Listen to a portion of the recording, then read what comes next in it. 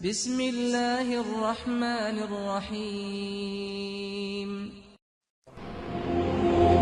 یہ بوڑھے ماں باپ مصیبت نہیں ہے، انگریزوں کی تقلید کرتے ہوئے ان کو اولڈ ہاؤس میں جمع کروانے والوں، ان کو بوڑھے خانے میں پھینک آنے والوں، آج تم ان کے ساتھ یہ سلوک کرو گے، کل تمہاری اولاد تمہارے ساتھ یہ سلوک کرے گی۔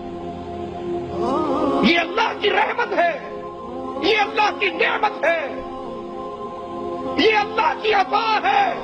حسن بصری کہہ رہے ہیں میری ماں اور میرے باپ کی صورت میں میرے لیے جنت کے 2 دروازے کھلے تھے اور ایک کی موت ہونے سے آج جنت کا دروازہ بند ہو۔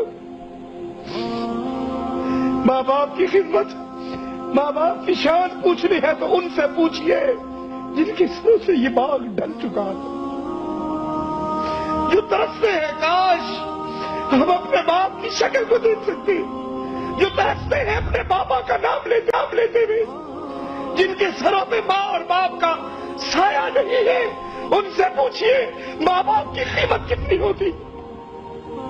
حسن بصری کہتے ہیں یہ جنت کے 2 دروازے کھلے تھے، میں ماں کی خدمت کر کے، میں اپنے باپ کی خدمت کر کے اللہ کی جنت میں داخل ہو سکتا تھا۔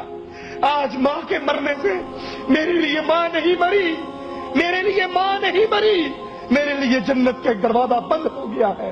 اب جنت میں جانے کے لیے میرے پاس صرف ایک ہی دروازہ۔ ماں باپ کی موجودگی کو اللہ کی رحمت سمجھیے، اس کو غنیمت جانیے، اس کو غنیمت جانیے۔ اللہ کی قسم کھا کر کہتا ہوں دنیا کی ہر چیز انسان کو مل سکتی ہے، ماں باپ کی نعمت گزر جانے کے بعد دوبارہ نہیں مل سکتی۔ اپنی بیویوں کے لیے ماں کو ٹھوکریں مارنے والوں، اپنی بیویوں کے لیے ماں سے ناراض ہونے والوں، تم ایک بیوی کو طلاق دے دو، دوسری بیوی مل جائے گی، اولاد کو چھوڑ دو اور اولاد مل جائے گی، مال برباد ہوتا ہے اور مال مل جائے گا، لیکن اگر ماں کا سایہ اٹھ گیا ساری عمر تڑپتے گزر جائے گی، ماں دوبارہ نصیب نہیں ہوگی۔ اس ماں کی قدر کیجئے، اس باپ کی قدر کیجئے۔ ماں باپ کے لیے اپنے ہاتھوں کو کھولیے، اپنی زبان کو نرم کیجئے، ان ٹوٹے ہوئے رشتوں کو جوڑیے، اور اگر کوئی ماں باپ سے ناراض ہوا ہے یا ماں باپ اس سے ناراض ہیں، ابھی زندہ ہیں، زندگی میں ہیں، اس موقع کو غنیمت جانو، ان سے فون کے ذریعے، خط کے ذریعے معافی مانگ کر ان سے اپنا معاملہ ٹھیک کر لو۔ کیوں؟ یہ ماں باپ یا جنت ہے یا جہنم ہے۔